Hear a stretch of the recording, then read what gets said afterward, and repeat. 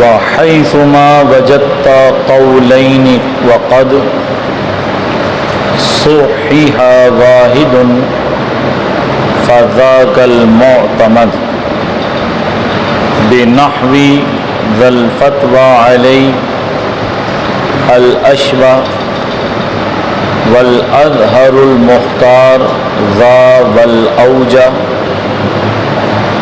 أو الصحيح والأصح آكد منه وقيل عكسه المؤكد كذا به يفتى عليه الفتوى وذان من جميع تلك الأقوى.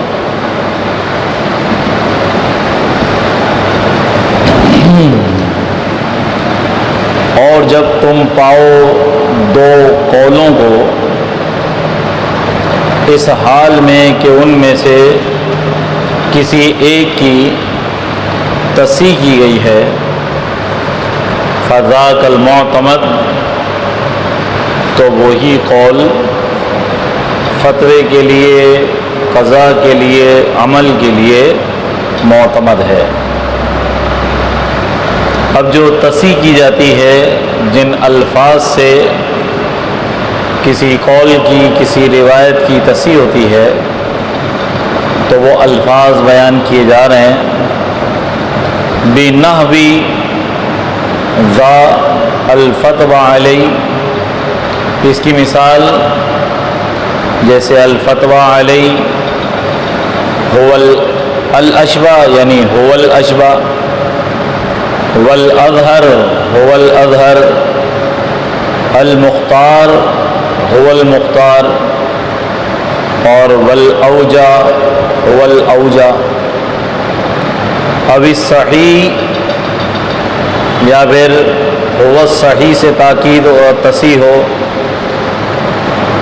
والاصح آکد منہ، کہہ رہے صحیح کے مقابل میں، یعنی ایک لفظ میں، ایک قول میں هو الصحیح سے تصحیح ہوئی ہو، اور دوسرے قول میں هو الاصح سے تصحیح ہو، تو جو اصح والا ہے وہ تصحیح میں زیادہ موقد ہے صحیح سے۔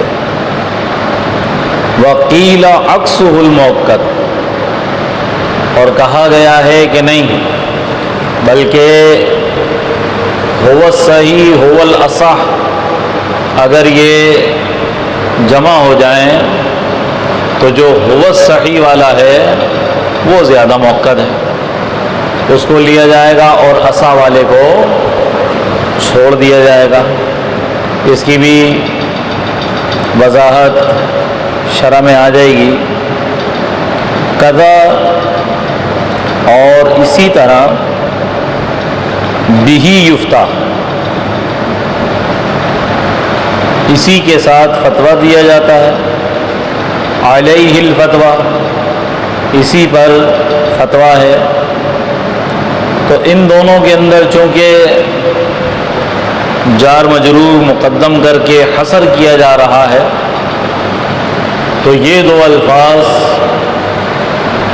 علامات تصحیح کے اندر، علامات افتاء کے اندر سب سے زیادہ موقد ہے۔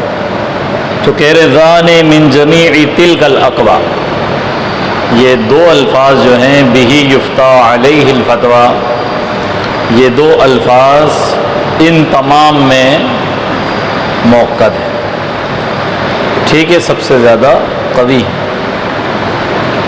قال فی آخر الفتاوی الخیریہ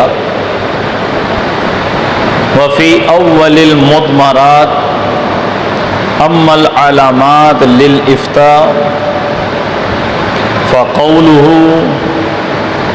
وعلیہ الفتوى وبه یفتیٰ وبه نأخذ وعلیہ الاعتماد وعلیہ عمل اليوم وعلیہ عمل الامہ وهو الصحیح وهو الاصح وهو الاظہر وهو المختار فی زماننا وفتوى في مشايخنا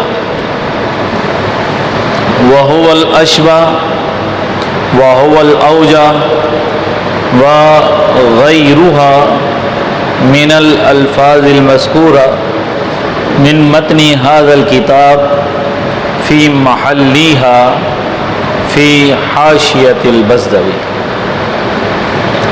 کہہ رہے ہیں فتاوی خیریہ کے آخر میں ہے کہ مضمرات کے شروع میں یہ موجود ہے. جہاں تک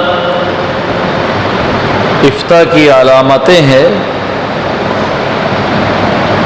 تو قائل کا یہ قول علیہ الفتوی بہ یفتیٰ و بہ ناخذ و علیہ الاعتماد وغیرہ وغیرہ، اور اس کے علاوہ اس کتاب کے متن میں جو دیگر الفاظ مذکور ہیں اپنے محل میں، وہ تمام کے تمام علامات افتاء میں شمار کیے جاتے ہیں. مراد یہ ہے کہ اس طرح کے الفاظ اگر کسی قول پر کسی روایت پر آئے تو یہ اس کے مفتیٰ بہ ہونے کی علامت ہے. اب ان میں سے بعض سے زیادہ موقد ہیں، بعض سے زیادہ کمزور ہیں، تو اس کے بارے میں کہہ رہے بعض هذه الالفاظ آکد من بعض، کہ ان میں سے بعض الفاظ بعض سے زیادہ موقد ہیں. فلفظ الفتوى آکد من لفظ الصحیح، اور لفظ فتویٰ جو ہے وہ لفظ صحیح سے زیادہ موقد ہے. الصحیح من لفظ صحیح والاصح والاشبہ وغیرہ، یعنی جس میں لفظ فتویٰ آ جائے اور فتوے کا مادہ آ جائے تو اس کے مقابل میں دیگر جو بھی الفاظ ہے جس میں لفظ فتویٰ نہیں ہے تو فتوے والے الفاظ وہ دیگر کے مقابل میں سب سے زیادہ موقد ہے. ٹھیک. وَلَفْظُ بِهِ يُفْتَى آکد من لفظ الفتوى علیہ، بِهِ يُفْتَى اور علیہ الفتوى، اس میں چونکہ حصر ہے، اس کے مقابل میں الفتوى علیہ، اس میں حصر کی معنویت نہیں ہے، تو اس وجہ سے کہہ رہے ہیں کہ بِهِ یفتیٰ اور اسی طرح علیہ الفتویٰ یہ الفتویٰ علیہ کے مقابل میں زیادہ موقد ہے. سمجھ آ رہا ہے نہیں آ رہا؟ والاصح آکد من الصحیح، اور اصح اس میں تفضیل ہے، اس میں تفضیل کے اندر مادہ کی معنویت زیادہ پائی جاتی ہے، تو کہہ رہے ہیں کہ اصح جو ہے وہ صحیح کے مقابل میں زیادہ موقد ہے. والاحوط آکد من الاحتیاط، اور اسی طرح ایک میں احتیاط ہے اور ایک میں احوط ہے، تو جو احوط اس میں تفضیل والا ہے وہ زیادہ موقد ہے. انتہا. اللہ اکبر. اب بحث کہ بھائی صحیح اور اصح آپس میں مد مقابل ہو جائیں تو کون راجح ہے، کون موقد ہے، کس کو ترجیح حاصل ہوگی، تو اس کے بارے میں تھوڑی سی بحث ہے. ٹھیک ہے، اس کو سمجھ لیں. لیکن سے اوپر والی بحث کا استدراک کر دیا.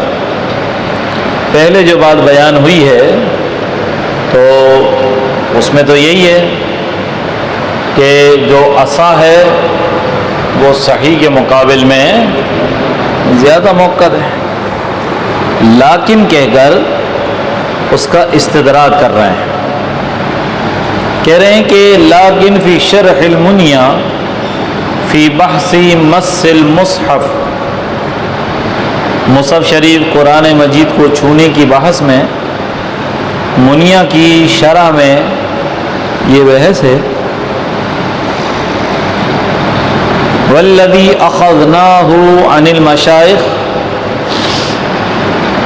وہ بات جو ہم نے اپنے مشائخ سے لی ہے، انہ اذا تعارض امامان معتبران فی التصحیح، کہ اگر متعارض ہو جائیں دو مختلف امام، لیکن یہ دونوں کے دونوں امام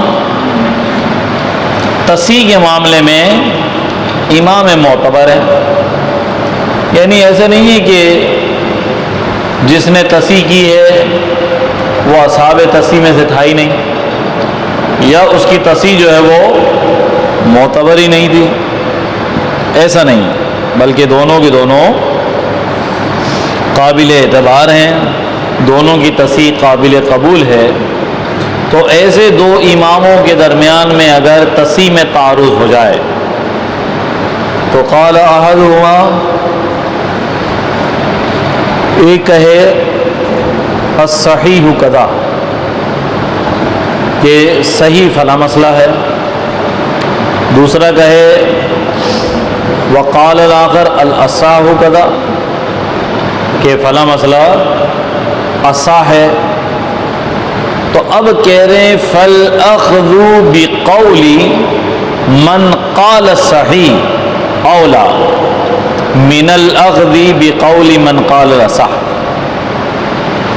تو جس نے ہوا صحیح کہا اس کے قول کو لینا اولا ہے بمقابلہ اس کے قول کے کہ جس نے اصح کہا۔ یہ تو معاملہ الٹ ہو گیا کہ ذہن تو متبادر یہ ہو رہا ہے کہ بھائی جو اصح ہے اس میں تاکید ہے، لیکن اب اس کی وجہ بتائیں گے۔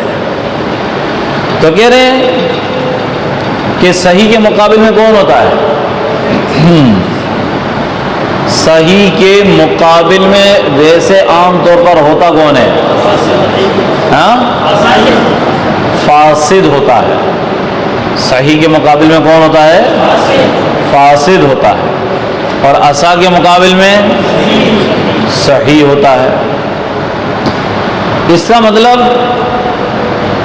جس قول پر جس امام نے کہا ہوا صحیح، وہ تو اس کو صحیح مانتا ہی ہے، لیکن جو امام جس قول پر اصح کا اطلاق کر رہا ہے تو اصح کے مقابل میں کون ہوتا ہے؟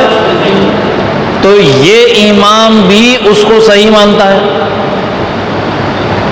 تو جس نے صحیح کا اطلاق کیا وہ اور ان کے مخالف دونوں کے دونوں اس پر متفق ہے کہ یہ تو صحیح ہے بھائی۔